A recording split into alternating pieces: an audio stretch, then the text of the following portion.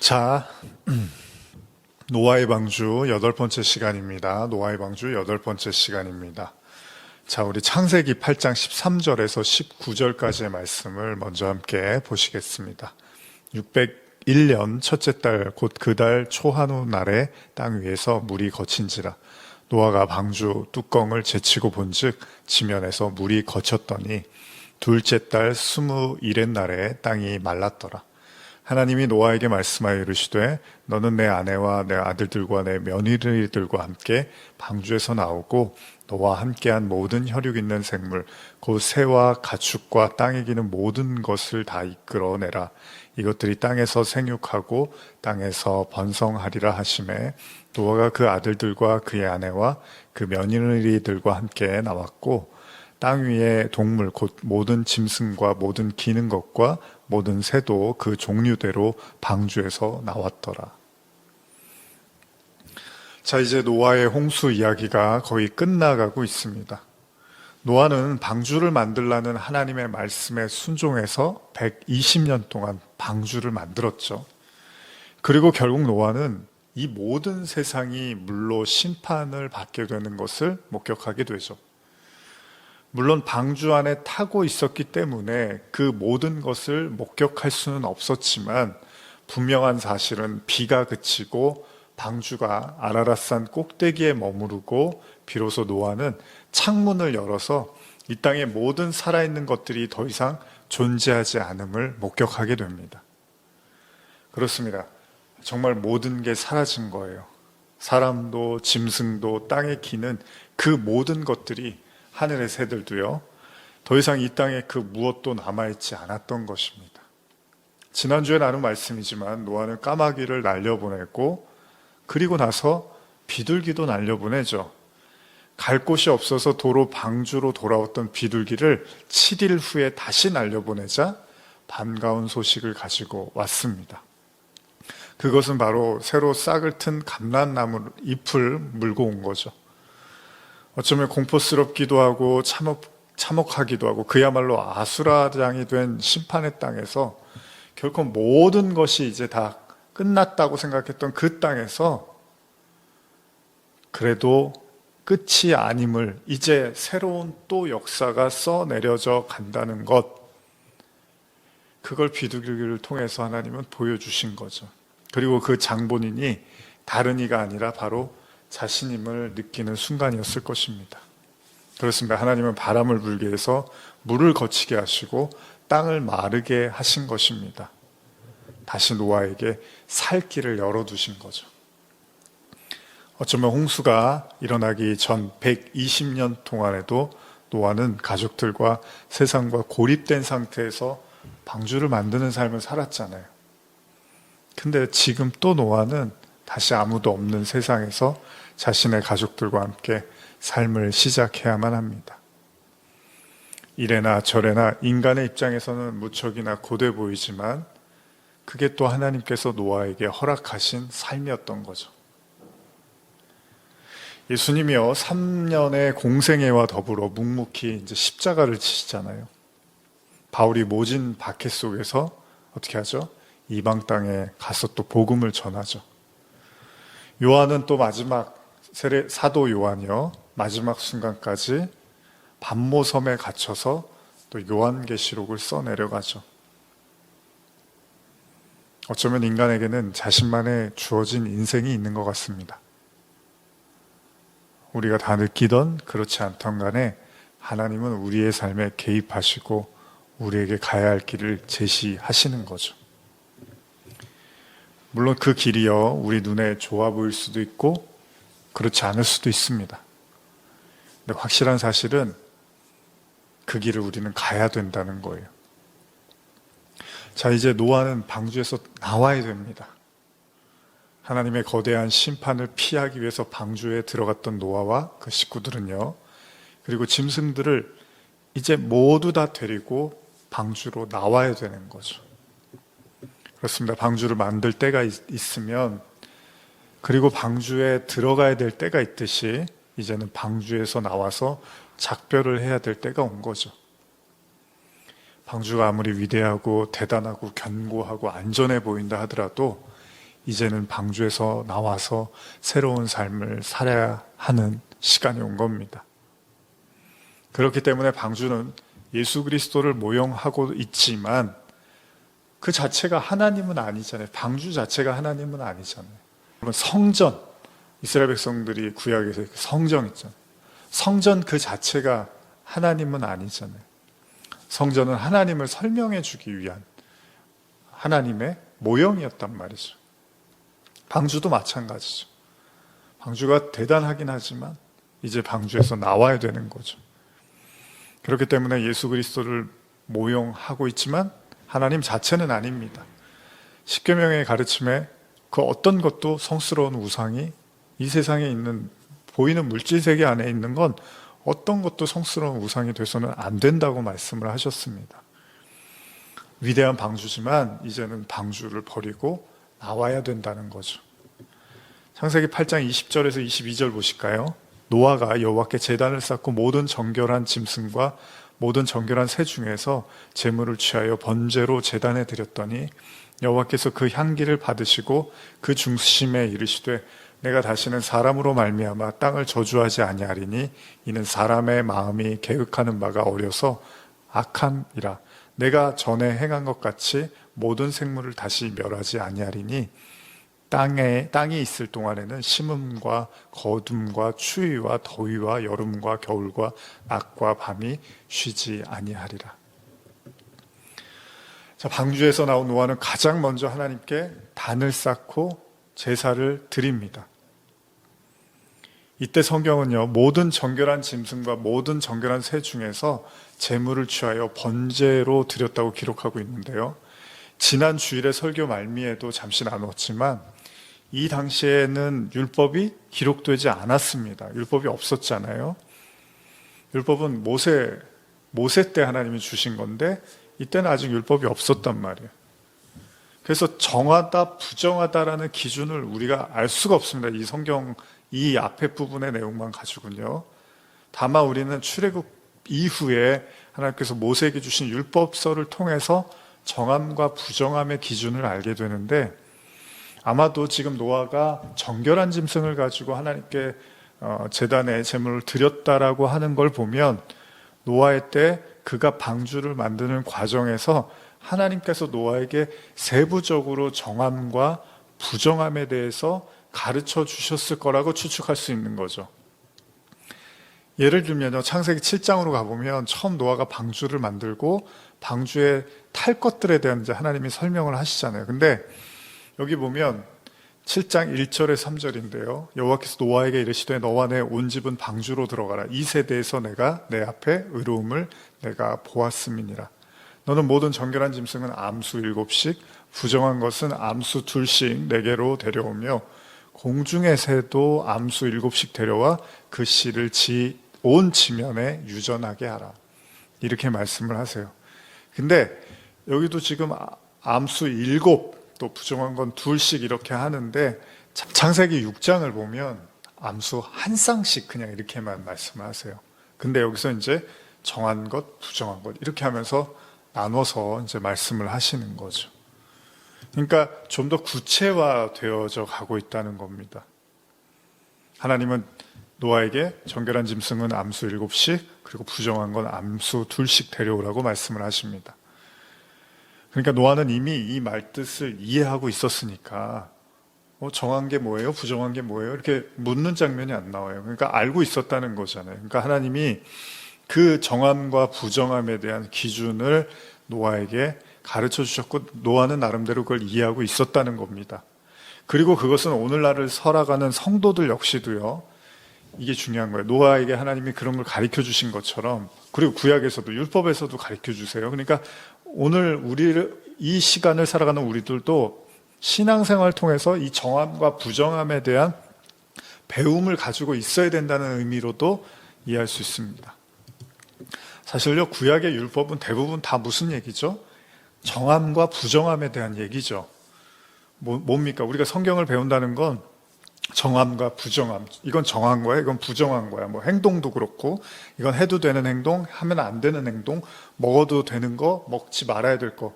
율법은 다 그런 거잖아요. 법이라는 게 다 그렇잖아요. 해도 되는 거, 하지 말아야 되는 거. 그러니까 이 정함과 부정함에 대한 이야기가 율법인데, 그러면 결국은 노아도 이 방주를 만들면서 그럼 왜 부정한 거지? 왜 정한 거지? 이런 하나님의 어떤 의도와 뜻을 분명히 조금씩 깨달아 갔을 거라는 거예요. 마찬가지입니다. 구약을 보는 유대인들도 그렇고 또 오늘날 우리도 이 정함과 부정함의 의미를 알아가야 무작정 지키는 게 하나님의 뜻이 아니었던 거잖아요. 그러니까 왜 그게 해야 되는 건지 안 해야 되는 건지를 이제 하나님은 알기를 원하셨던 거죠. 근데 우리가 지난 주일에 던졌던 질문처럼 오늘은 이제 그 내용을 좀 나누려고 하는데, 왜 하나님이요 굳이 부정한 짐승들을 방주에 태우라고 하셨을까? 지금 아까도 읽었지만 숫자상으로는 정한 짐승이 7쌍이고요. 부정한 짐승은 2쌍을 태우라고 하십니다. 비율적으로 이제 7대 2잖아요. 또 어쨌든 간에 뭐 정한 짐승이 더 많기는 해요. 부정한 짐승은 적고, 물론 수치상으로만 봤을 때요. 뭐 다른 의미도 있겠죠. 7과 2에 대한. 근데 중요한 사실은 왜 세상을 다 심판하시는 하나님께서 그것도 인간만 심판하셨으면 그럴 수 있어요. 뭐 짐승은 하나님이 손 안 대시고 사람만 심판하시려고 한다면 굳이 뭐 우리가 왜 부정한 짐승이 남아있냐 안 남아있냐 이런 얘기를 할 필요가 없는데, 하나님이 짐승, 곤충, 뭐 새 다 심판하셨단 말이에요. 그런데 굳이 부정한 짐승까지 굳이 태우실 필요가 있었을까? 그러니까 심판하는 건 깨끗하게 이제 청소를 하시는 거였잖아요. 하나님 거룩하게 만드시려고 한 거잖아요. 죄악으로 가득하니까. 그러면 굳이 부정하다고 일컫는 짐승들을 타라고 하실 필요가 있었을까? 정말 하나님이 거룩하고 새로운 땅을 원하셨다면 부정한 짐승도 이참에 다 쓸어버리셔야 되는 거 아닐까? 물론 이 정함과 부정함은 뭐 부정한 짐승은 하나님께 죄를 져서 부정한 짐승이고 정한 짐승은 하나님께 죄를 안 짓고 그런 건 아닐 거 아니에요. 죄는 인간한테 해당되는 거니까. 근데 어쨌든 하나님이 정함과 부정함을 나누셨단 말이에요. 근데 문제는 그냥 뭐 하나님 마음이지 뭐 이렇게 생각할 수도 있는데, 이렇게 심판 이후에 여러분들 이제 율법서를 보면 그 부정한 짐승이 등장을 하는데 그냥 가볍게 등장하지를 않는단 말이죠. 여러분 생각 어떠실까요? 사실 구약의 율법에도 정함과 부정에 대한 언급이 많잖아요. 그리고 그래서 이 유대인들이 이스라엘 백성들이 이 부정함과 정함에 대해서 상당히 이제 익숙해져 있고 또 잘 지키려고 해서 지금까지도 자유롭지를 못하단 말이죠. 그만큼 강력하단 말이에요, 율법이. 그래서 신약으로 넘어와서 또 굉장히 그 부정함에 대해서 조심하려고 하는 그 신앙의 행태를 볼 수 있었잖아요.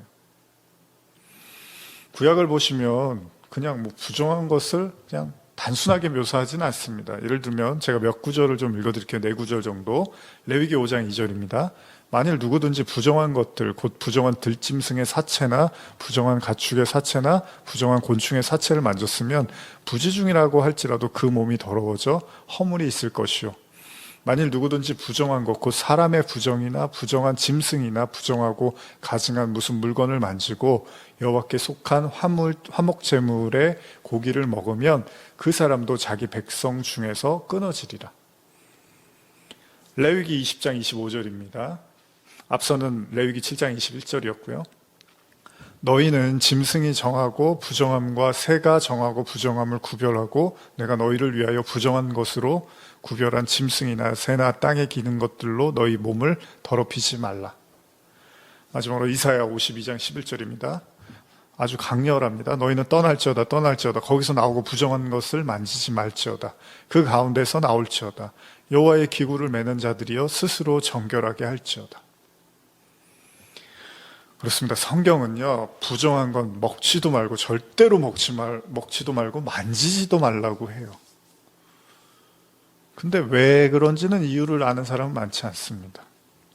다만 율법서에 적혀있는 말씀을 근거로 그들은 조심하려고 부단히 애를 썼을 거예요. 지금도 그렇지만 어찌됐건 간에 그러면 더더욱 의문이 생깁니다.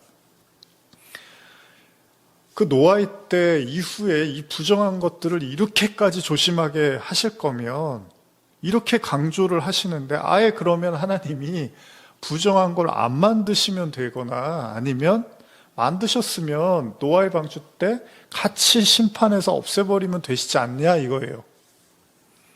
왜 굳이 방주에 태우시고 훗날까지 남겨두어서 만져라, 만지지 말아라, 먹어라, 절대 먹지 말아라 이런 명령을 뭐하러 하시냐는 거야. 아예 정한 것만 남겨두면 다 만져도 되고 먹어도 되고 조심할 필요가 없는데 굳이 왜 부정한 걸 남겨두셨냐는 거예요. 여러분도 그런 생각이 드시나요? 그리고 이런 생각을 이제 하다 보면 좀 더 근원적인 생각을 하게 됩니다. 그렇죠? 뭐 가끔 저도 말씀드리지만 학생 시절, 뭐 여러분들도 지금도 그런 생각 하시는 분 계시겠지만 그러면 이런 생각을 드는 거예요. 아 그러면 선악과는 왜 만드셨지? 이제 이런 생각이 들게 되겠죠. 아 왜 하나님이 굳이 에덴 동산에서 먹으면 안 된다 그랬으면 이건 부정한 거네요. 절대 먹지 말라 그랬어요. 다른 건 다 먹어도 되는데 이거는 먹지 말라 그랬어요. 어떻게 보면 부정한 거잖아요. 만지지도 말고 먹지도 말라고 했으니까. 그 부정함의 대표인 선악과를 두고 왜 먹지 말라 그러셨을까? 이제 이런 질문들 많이 하잖아요, 우리가. 그럼 그러죠. 아예 안 만드셨으면 되는데, 뭐 이런 생각을 한단 말이에요.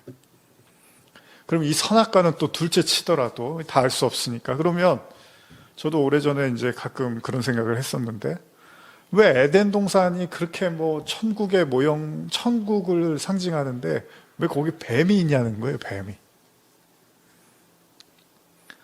그리고 뱀은 부정한 짐승일까요? 이 뱀이 거기에 있었어요. 근데 또 뱀이 그러면은 뭐 생각은 착한 그냥 모양만, 모습만 우리가 뱀을 별로 좋아하지 않으니까. 근데 말하는 것도 아주 영악하고 교활하고 하나님을 대적하고 있었단 말이에요. 그럼 뱀이 왜 에덴 동산에 있었냐는 거예요. 뱀에 대해서 레위기 율법을 보면요 이렇게 기록되어 있어요. 레위기 11장 29절 30절인데 땅에 기는 길 짐승 중에 내게 부정한 것은 이러하니 곧 두더지와 쥐와 큰 도마뱀 종류와 도마뱀 부치와 육지 악어와 도마뱀과 사막 도마뱀과 카멜레온이라. 파충류들이 이제 등장을 하죠. 지금 율법에 이제 도마뱀을 중심으로 해서 부정한 짐승으로 말하고 있는데 어쨌든 간에 우리는 일반적으로 뱀을 부정하다고 생각을 합니다. 뭐 지금 이게 도마뱀과 같이 놓고 보면요. 근데 그런 뱀이 왜 에덴 동산에 있었냐는 거예요. 그리고 그 뱀이 하와를 이제 유혹해서 결국은 이를 만들었잖아요. 선악과를 따먹게 했잖아요. 그러니까 선악과도 문제지만 부정한 선악과가 거기 있는 것도 문제지만 왜 하필 뱀이 에덴 동산에 있었냐는 거예요. 참 인간의 생각으로는 다 이해할 수가 없는 것들이 많잖아요. 다만 우리가 생각할 수 있는 건 노아의 방주에 하나님이 여기도 보면 부정한 걸 태우라고 하신단 말이에요. 태운단 말이에요. 방주에 태우신단 말이에요. 그런 하나님의 결정으로 보아서는 분명 에덴 동산에서 뱀 또한 뱀이 무슨 어디서 몰래 들어온 게 아니란 말이에요. 뭐 하나님이 모르고 있었는데 갑자기 뱀이라는 어떤 존재가 막 들어와서 거기서 헤집고 다녔던 게 아니란 말이에요. 하나님이 그 뱀의 부정함을, 그 마음의 생각의 부정함을 모르실 리가 없었을 거라는 거예요. 가끔 사람들이 묻죠. 하나님이 살아계시는데 왜 악이 존재하냐고. 왜 악한 사람들이 판을 치냐고. 왜 악한 일을 하고도 멀쩡히 잘들 살고 있냐고. 물론 이런 질문에 또 누구 하나 시원하게 대답해 준 경우들이 많지 않죠. 중요한 사실은 오늘 성경을 보니까 하나님이 부정한 짐승들을 지으신 것이 맞아요. 그죠? 하나님이 짓지 않은 게 없잖아요. 그런데 없앨 기회가 있었는데 하나님이 또 없애지 않고 남겨두시더라는 거예요. 그렇습니다. 이 세상에 의인만 존재하는 것이 아니듯 오히려 성경적 관점에서 보면 의인은 소수란 말이에요. 오히려 악인들이 다수라고 성경은 말을 하고 있잖아요. 그러나 우리의 바람대로 악인들이 모조리 사라지고 선인들만 존재하는 그런 세상은 지금까지는 없었습니다. 그리고 앞으로도 이 땅을 살아가는 동안은 그런 세상이 왠지 올 것 같지는 않잖아요. 분명 에덴 동산의 뱀은 사악하고 해서는 안 되는 말로 하와를 유혹합니다. 그런 뱀은 더 이상 존재해서는 안 되잖아요. 그런데 그 뱀도 방주에 탔을까요? 안 탔을까요? 분명히 방주에 탔겠죠. 방주에 탔고 그 방주에서 나와서 또 돌아다녔을 거고 또 번식했을 거고 그렇게 수많은 시간을 존재해 왔고 지금 우리가 사는 이 세상에도 뱀은 여전히 존재하고 있습니다. 그리고 아마도 앞으로 이 세상이 존재하는 한 뱀도 존재하고 있겠죠. 또 생각이 든 거예요. 그럼 분명히 없애시면 되는데 고약하고 배은망덕한 뱀, 창조주 하나님을 감히 넘보려 했던 그 뱀 분명 사라지게 해버리시면 되는데 하나님은 뱀을 또 존재하게 하시더라는 겁니다. 부정한 짐승 속에 포함됐을 거라는 거예요. 근데 여러분 이렇게 우리가 생각을 하는데 나중에 이 뱀이요 이제 출애굽기나 이런 데 보면 하나님이 이 뱀을요 심지어 이스라엘 백성들이 원망해서 이제 말을 듣지 않을 때 하나님의 말씀을 듣지 않을 때 혼내시기 위한 도구로도 또 쓰시더라는 거예요. 여러분 잘 아시는 민수기 21장 4절에서 6절 이 놋뱀 사건이죠. 제가 읽어볼게요. 백성이 호르산에서 출발하여 홍해길을 따라 에돔 땅을 우회하려 하였다가 길로 말미암아 백성의 마음이 상하니라. 백성이 하나님과 모세를 향하여 원망하되 어찌하여 우리를 애굽에서 인도해 내어 이 광야에서 죽게 하는가. 이곳에는 먹을 것도 없고 물도 없도다. 우리 마음이 이 하찮은 음식을 싫어하노라 하매 여호와께서 불뱀들을 백성 중에 보내어 백성을 물게 하심으로 이스라엘 백성 중에 죽은 자가 많으니라. 이 뱀이라는 거 그냥 뱀도 아니고 불뱀이 아주 독한, 물론 뱀이라는 게 상징적으로는 사단의 의미도 있죠, 그죠? 에덴 동산에서 그래서 계시록에도 옛뱀, 용 이렇게도 표현을 하는데 하나님을 대적하는 사단의 개념도 있지만 어쨌든 우리 현실 세계에서 보이는 그 동물로서 짐승으로서의 뱀도 있잖아요. 근데 부정한 짐승으로 존재하고 있단 말이에요. 그러면 먹지도 말고 만지지도 말라는 그런 종류의 것이라면 모조리 사라지게 하시면 되는데 오히려 그 흉측한 뱀들을 보내서 지금 구약의 이 출애굽기에는 이스라엘 백성들을 회초리로 뱀을 사용하더라는 거예요.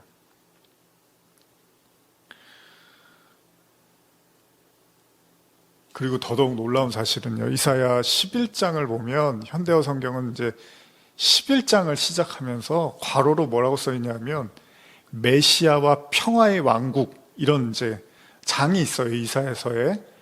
한 번쯤은 여러분들 들어보셨을 텐데 이 장은 마치 하나님의 나라, 현대어 성경에서 메시아와 평화의 왕국이라고 하는 거 보니까 여러분도 짐작이 가시죠. 마치 하나님의 나라, 회복된 에덴, 새 예루살렘 이런 것들을 상징이라도 하듯이 그려지고 있는 예언의 장인데 여기 이런 글귀가 나옵니다. 한번 보겠습니다. 이사야 11장 6절에서 9절입니다. 그때 이리가 어린 양과 함께 살며 표범이 어린 염소와 함께 누우며 송아지와 어린 사자와 살찐 짐승이 함께 있어 어린 아이에게 끌리며 암소와 곰이 함께 먹으며 그것들의 새끼가 함께 엎드리며 사자가 소처럼 풀을 먹을 것이며 젖먹는 아이가 독사의 구멍에서 장난하며 젖된 어린아이가 독사의 굴에 손을 넣을 것이라. 내 거룩한 산 모든 곳에서 해됨도 없고 상함도 없을 것이니 이는 물이 바다를 덮음같이 여호와를 아는 지식이 세상에 충만할 것임이니라. 여러분들이 한 번쯤은 들어보셨을 만한 구절인데요. 지금 읽은 이 장면은 마치 계시록의 모든 심판이 다 끝나고 그 새하늘과 새 땅의 도래 이유를 연상케 하는 그야말로 완성된 하나님의 나라를 생각나게 하는 그런 장으로 비춰집니다.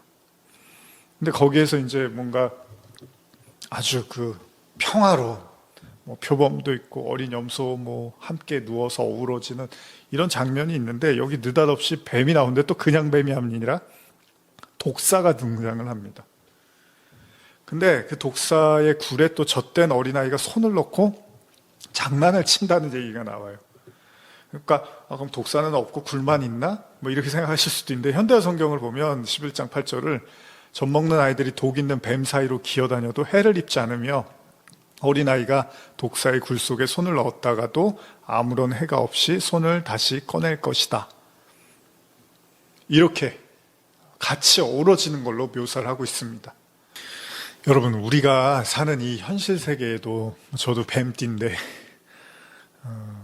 별로 마주치고 싶지 않은 독사잖아요. 근데 그 독사가 그 영화로운 그곳에 있더라는 거예요. 물론 뭐 개인적인 취향에 따라서 요새는 이제 뱀을 좋아하고 막 키우고 만지고 그런 분들도 많이 계시죠. 어쨌든 간에 그러나 또 싫어하고 징그러워하고 뭐 그런 분들도 많죠. 근데 어쨌든 그 에덴에서요, 하나님을 모욕하고 아담과 하와를 범죄하게 한 그 뱀이 그 영원한 그 하나님의 나라를 상징하는 듯한 그곳에도 뱀이 있더라는 거예요. 뭔가 이상하지 않습니까? 그러면서 이사야는 이렇게 말을 합니다. 지금 아까 읽은 내용의 이제 마지막 구절이었죠. 이사야 11장 9절. 내 거룩한 산 모든 곳에서 해됨도 없고 상함도 없을 것이니 이는 물이 바다를 덮음같이 여호와를 아는 지식이 세상에 충만할 것임이니라.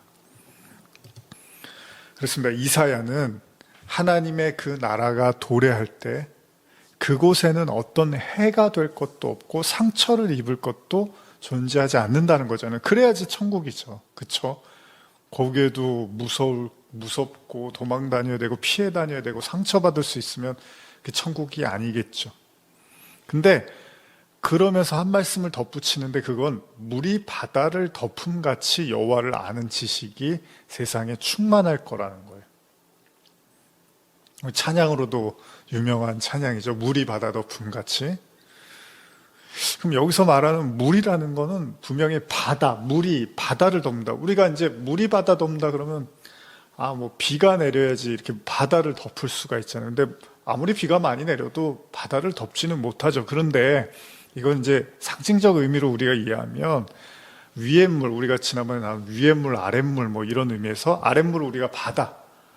그러니까 위의 물은 진리의 생수, 하늘의 이제 비로도 설명을 하는데 그 하늘의 물이 아래의 물인 바다, 이 바다를 덮게 되는, 이 바다는 이제 짠물, 마실 수 없는 물이기도 하고요. 우리가 아무리 목이 말라도 바닷물은 안 마시죠.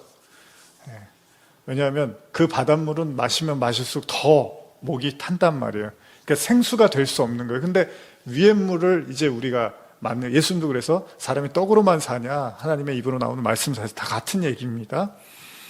우리를 빠뜨리게 하고 목마르게 하는 사망의 바다인데 그 위의 물이 그 바다를 덮어버리면, 하늘의 생수가 그 바다를 덮어버리면 이런 설명을 한 거예요. 여호와를 아는 지식으로 충만해져서 거기에는 어떤 존재도 그를 상하게 하지 못할 것이다 라고도 이해할 수 있다는 거예요. 이게 뭐냐면 우리가 하나님 나라를 진짜 죽어서 가는 그 영원한 나라도 있지만 이 땅에서도 하나님의 나라를 맛보게 하시잖아요. 그게 예수님을 통해서 우리가 하나님이 계시는 걸 예수님을 통해서 보여주듯이 하나님이 이 땅에서 성령을 통해서든 말씀을 통해서든 하나님의 그 은혜를 이렇게 맛보게 하시는 거죠. 그런 관점에서 보면 그 위의 물, 그 하늘의 생수, 그 하나님의 진리를 마음으로 가득 채울 때 이 아래의 바다에 우리가 빠지지 않고 오히려 이 세상의 어떤 것도 우리를 해할 수 없는 그런 은혜를 얻게 된다는 거예요. 실제로 이제 그런 말씀들이 있죠. 바울도 너희가 정말 하나님과 거듭나서 하나님의 은혜를 받으자면 세상이 너희들을 건드릴 수도 없다. 뭐 이런 표현을 쓰듯이 해할 수 없다라는 거예요. 이걸 이제 노아의 방주의 관점에서 보면 어떻습니까? 노아가 하나님과 동행했더니 하늘에 물이 쏟아지고 아래에서 샘이 터져서 거대한 심판이 왔는데 노아는 그 어떤 것으로부터 해를 입지 않더라는 거예요. 이것이 하나님이 구약 내내 당신의 백성들에게 말씀하신 두려워하지 말고 놀라지 말라. 내가 너와 함께 하겠다는 언약인 거잖아요. 다시 말하면 이사야 11장은요.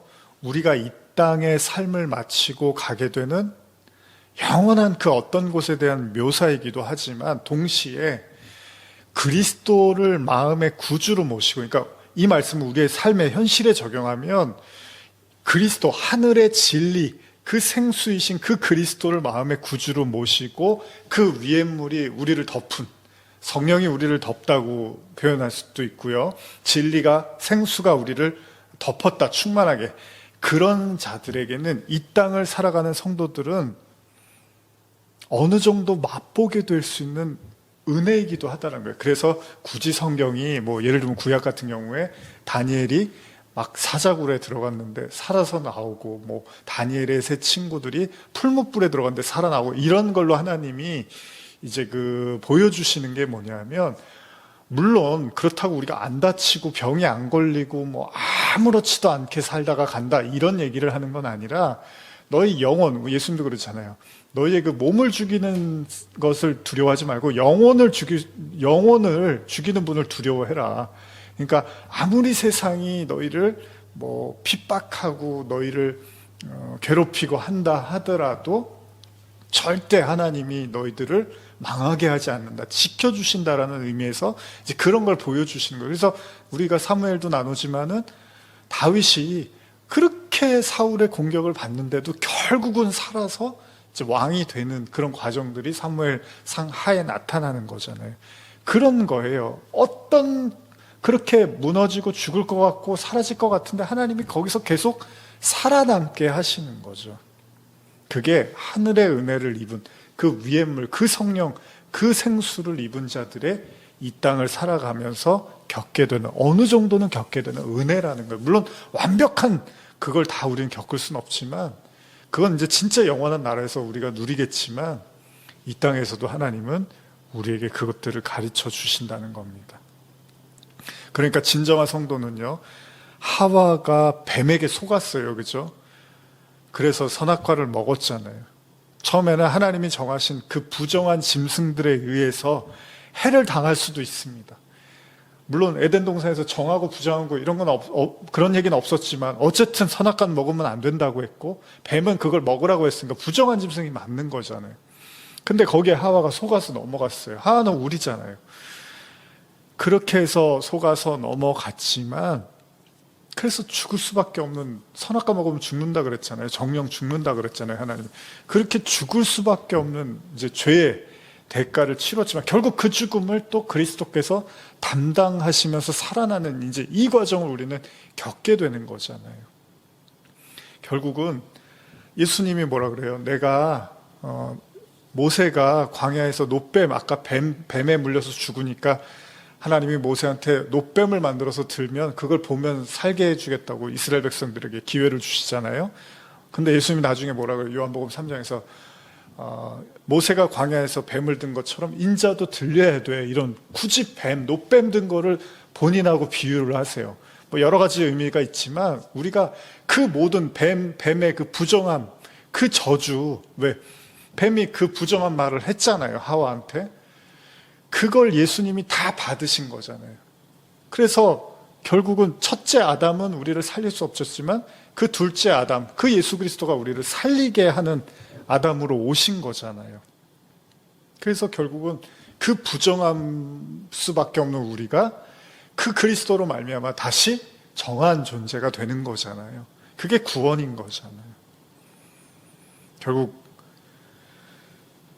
그 모든 죄, 사망, 부정함, 저주, 여기에서 인간은 시작할 수밖에 없지만, 그러나 아울러서 하나님의 은혜, 하늘의 은혜를 통해서 이 모든 것으로부터 벗어나게 되는 은혜도 누리게 될 거라는 거예요. 이게 성도의 삶에 나타날 거라는 거죠.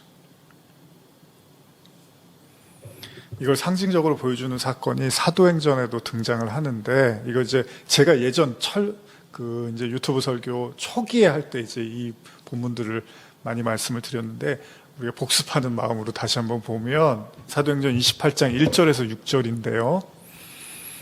한번 읽어보겠습니다. 우리가 구조된 후에 안즉 그 섬은 멜리데라 하더라. 비가 오고 날이 참에 원주민들이 우리에게 특별한 동정을 하여 불을 피워 우리를 다 영접하더라. 바울이 나무 한 묶음을 거두어 불에 넣으니 뜨거움으로 말미암아 독사가 나와 그 손을 물고 있는지라. 이 사도행전의 마지막 부분이죠. 이제 바울이 이제 죄수의 신분으로 배를 타고 가다가 이제 배가 침몰하면서 이제 이렇게 구조가 된 이후의 모습을 보여주는 건데, 이제 원주민들이 도와줘서 이제 불을 피고 있는데 갑자기 독사가 나왔대요. 나무를 넣는데 또 독사가 나와요. 여러 가지 의미가 있는데 일단 원주민들이 4절 이하입니다. 원주민들이 이 짐승이 그 손에 매달려 있음을 보고 서로 말하되 진실로 이 사람은 살인한 자로다. 바다에서는 구조를 받았으나 공의가 그를 살지 못하게 함이로다 하더니, 그러니까 독사가 바울을 무니까 이 사람은 부정한 짐승이 문 거 보니까, 죽으라고 문 거 보니까 진짜 뭔가 죄가 있나 보다라고 생각을 한 거예요. 구조는 받았지만 너는 결국은 하나님이 너를 심판하는구나, 이제 이런 식으로 말을 하는 거예요. 그랬더니 5절입니다. 바울이 그 짐승을 불에 떨어 버림에 조금도 상함이 없더라. 그들은 그가 붙든지 혹은 갑자기 쓰러져 죽을 줄로 기다렸다가 오래 기다려도 그에게 아무 이상이 없음을 보고 돌이켜 생각하여 말하되 그를 신이라 하더라. 이런 구절이 굳이 성경이 이제 쓰는 거예요. 이런 구절을 여러분. 이게 뭡니까? 바울이 그 하나님의 성령, 그 은혜를 경험하고 거듭나고 이제 복음 전파자가 됐잖아요. 사도로서. 이제 진짜 그래서 바울이 어떤 존재인지를 보여주는 거예요. 독사가 물었는데 죽지를 않는 거예요. 물론 그냥 기적으로 이해하셔도 돼요. 하나님이 바울을 아직 더 쓰시려고 독사가 물어도 살리셨구나, 참 기적의 하나님이다라고 보셔도 좋은데, 성경이 말하고 싶은 건 바울이 이제 그 정함과 부정함, 이런 것들에 의해서 해를 당하는 존재가 아니라는 겁니다. 아까 말한 것처럼 물이 바다를 덮으면 이 땅에 해함도 없고 상함도 없다라는 그 영원한 하나님 나라의 그 묘사를 했던 이사야 말씀이 바울을 통해서 하나님이 이 땅에서도 보여주시는 거예요. 그래, 진짜 하나님의 은혜를 받은 자들은 그 누구도 상하게 할 수 없다라는 걸 보여주는 거예요. 그렇다고 하면 바울이 안 죽은 게 아니잖아요. 또 바울이 이제 신문 받고 하다가 결국은 죽잖아요. 그런데 성경을 통해서 하나님이 보여주는 거예요. 성도들의 삶이 이런 거라는 거죠. 그래서 여러분 마가복음 예를 들면 16장 그 마지막에 보면 예수님이 이제 승천하실 때, 부활하시고 승천할 때 여러분 잘 아시는 마가복음 16장 15절에 보면 또 이르시되 너희는 온 천하에 다니면서 만민에게 복음을 전파하라 이러면서 믿고 세례를 받는 사람은 구원을 얻을 것이요 믿지 않는 사람은 정죄를 받으리라 이러면서 하신 말씀이 뭡니까? 믿는 자들에게 따르는 표적 여러분 아시죠? 곧 그들이 내 이름으로 귀신을 쫓아내며 새 방언을 말하며 뱀을 집어 올리며 무슨 독을 마실지라도 해를 받지 아니하며 병든 사람에게 손을 얹은즉 나으리라 하시더라. 여기 보면 뱀을 집어 올리고 굳이 이런 표현을 써요. 무슨 독을 마실지라도 해를 받지 않는다. 여러분 그러면 우리가 독 먹으면 안 죽어요? 그리스도인들이? 그럼 그 독 마셔서 죽으면 크리스찬 아니고 안 죽으면 크리스찬이에요?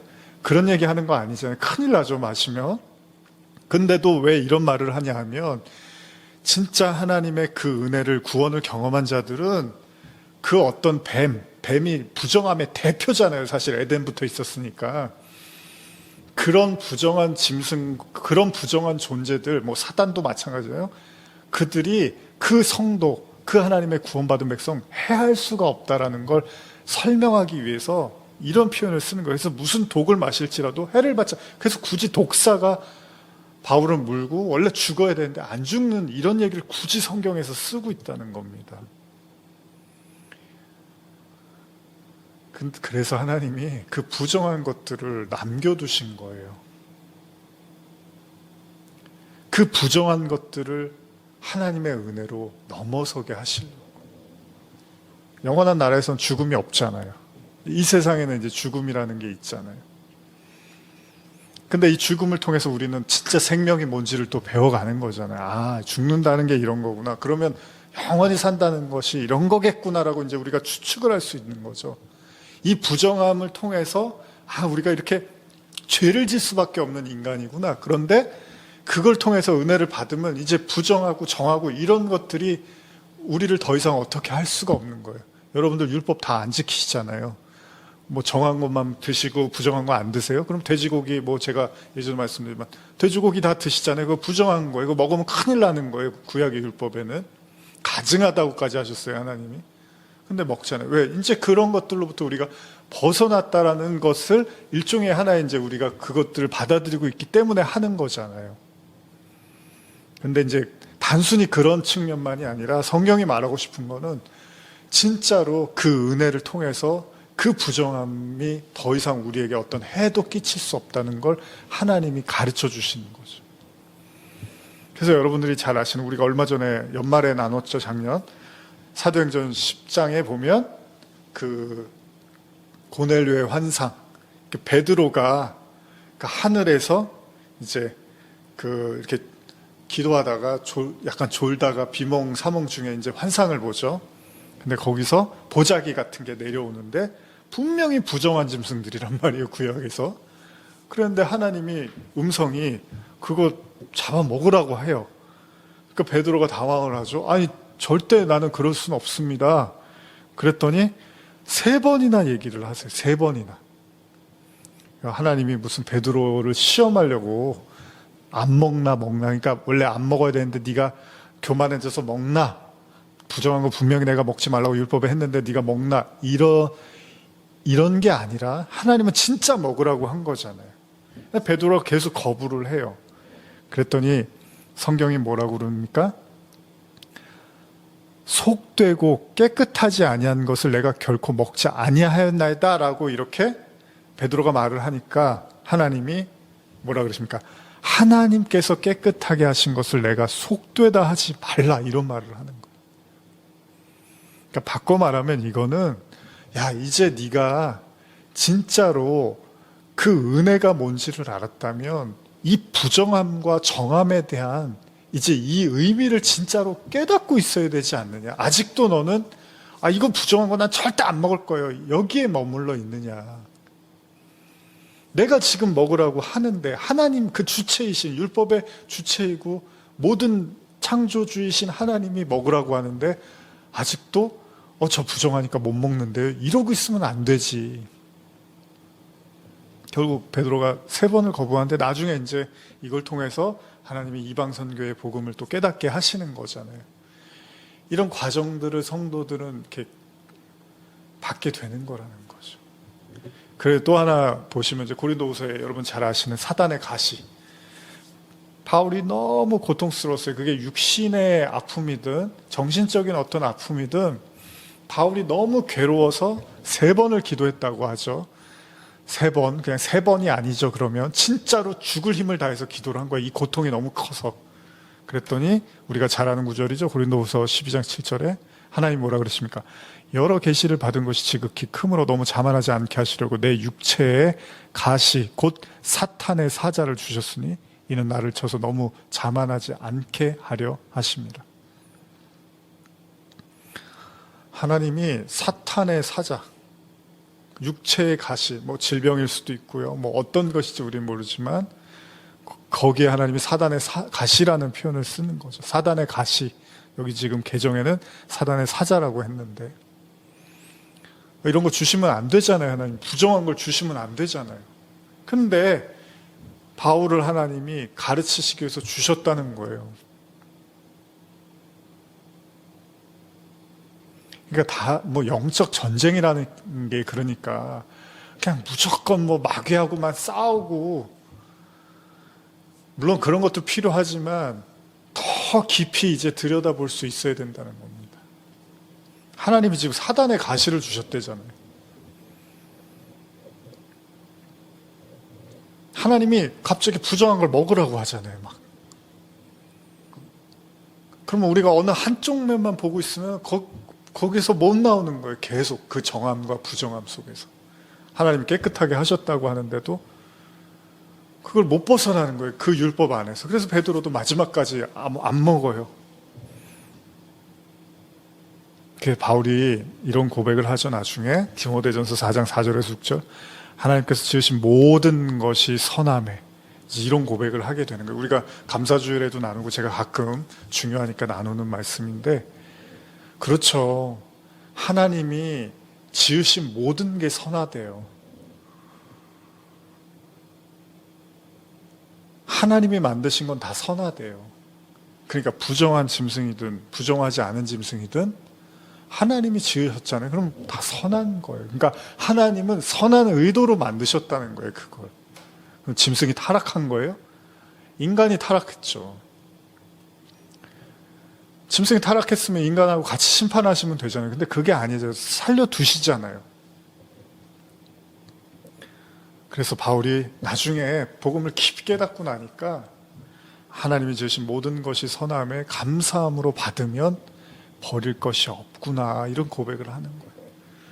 하나님의 말씀과 기도로 거룩하여짐이라. 내가 이것으로 형제를 깨우치면 그리스도 예수의 좋은 일꾼이 되어 믿음의 말씀과 내가 따르는 좋은 교훈으로 양육을 받으리라.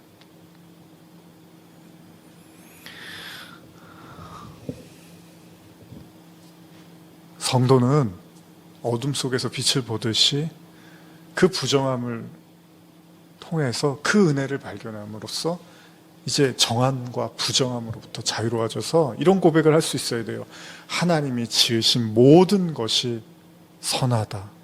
왜? 하나님의 말씀과 기도를 통해서 그 모든 게 거룩하다는 걸 보게 되었으니까.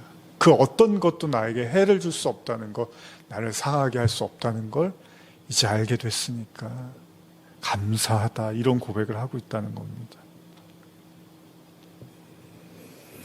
그래서 여러분, 창세기에 보시면 우리가 다음 시간에 나눌 말씀이지만 9장으로 넘어가면 이제 8장 마지막에 아까 읽으셨죠? 8장 말미에 하나님께서 이제 다시는 땅을 저주하지 않겠다. 원래 인간이 악하니까 이제 다시 멸하지 않고, 그러나 땅이 있는 동안은 심음과 거둠과 추위와 더위와 여름, 겨울, 낮, 밤, 이게 이어질 거다, 이런 말씀을 하시고 9장으로 가면 이제 이런 말씀이 나오는 거예요.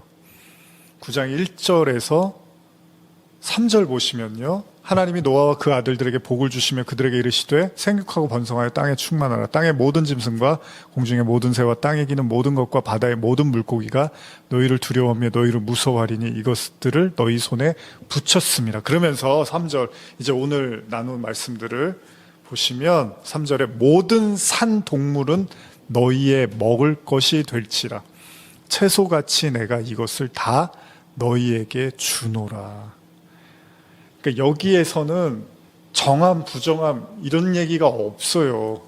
이제 모세 때 율법을 줄 때는 이제 정함, 부정함인데 지금 9장 3절에는 모든 동물은, 모든 산 동물은 너희의 먹을 것이 될지라. 채소같이 내가 이것을 너희에게 다 너희에게 주노라. 다만 이제 4절에 보시면 그러나 고기를 그 생명되는 핏째 먹지는 말아라, 이제 이 얘기를 하시고 3절까지 해서 모든 걸 다 먹으라고 해요. 산 동물은.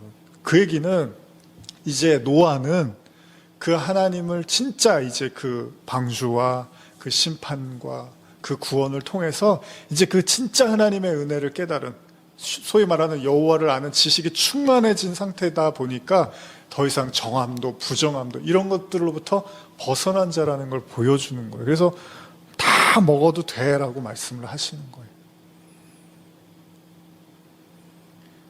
여기서도 그럼 부정한 건 먹지 말고 정한 건 먹어라 이래야 되잖아요. 근데 말씀 잘 실수하신 거예요? 그게 아니라 그걸 우리에게 보여주시는 거예요. 이제 그런 율법으로부터 벗어난, 그러니까 이 당시에 율법은 없었지만 하나님은 또 다 똑같은 말씀을 하고 계셨던 거예요.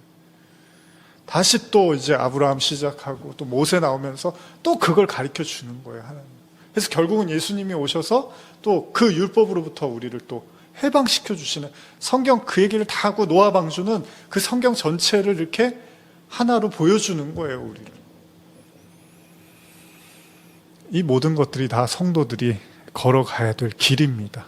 창세기 8장의 마지막, 아까 읽었던 구절 하나만 읽고 이제 마치겠는데요. 8장 22절 보시면 땅이 있을 동안에는 심음과 거둠과 추위와 더위와 여름과 겨울과 낮과 밤이 쉬지 아니하리라. 그렇습니다. 이제 하나님이 노아를 받으시고 다시는 사람으로 말미암아 땅을 저주하지 않겠다고 하십니다. 이는 사람이 마음이 계획하는 바가 어려서부터 악함이라고, 내가 전에 행한 것 같이 모든 생물을 다시 멸하지 않겠다고 말씀을 하시죠. 그러나 땅이 있는 동안에는 심음과 거둠과 추위와 더위와 여름과 겨울과 낮과 밤이 쉬지 아니할 거라고 말씀하십니다.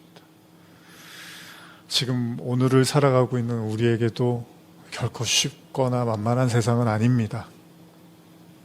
그런데 여러분들이 오늘 말씀을 마음속 깊이 새기신다면 성도에겐 그 어떤 것도 해가 될 것이 없다는 사실을 우리가 마음속 깊이 고백하면서 불안해하고 두려워하고 무서워하는 것이 아니라 모든 만물을 하나님이 다스리심을 바라보며 우리에게 들려오는 수많은 이야기들과 소식들이 있다 하더라도 그 속에서 감사함으로 하나님께 나가시기를 간절히 소원합니다.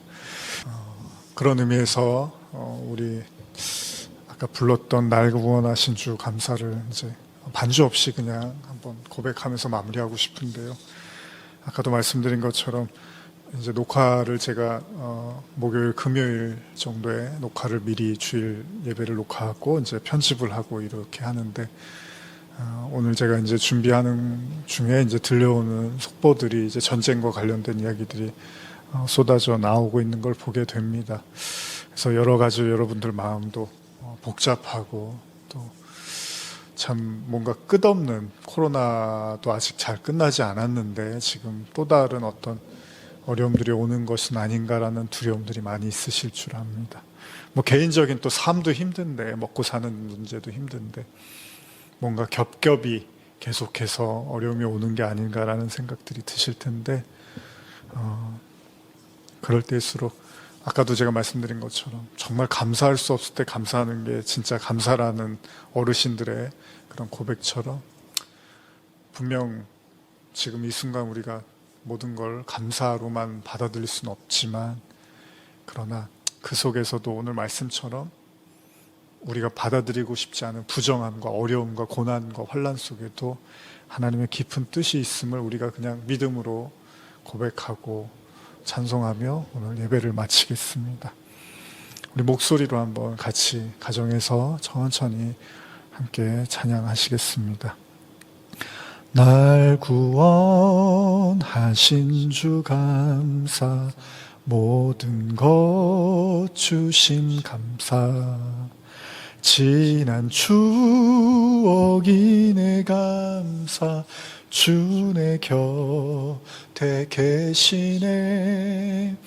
향기로운 봄철의 감사, 외로운 가을날 감사, 사라진 눈물도 감사, 나의 영혼 평안에 응답하신 기도 감사, 거절하신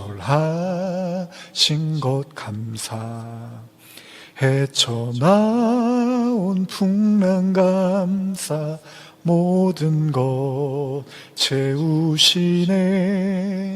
아픔과 기쁨도 감사, 절망 중 위로 감사, 증량 못할 은혜 감사, 크신 사랑 감사해.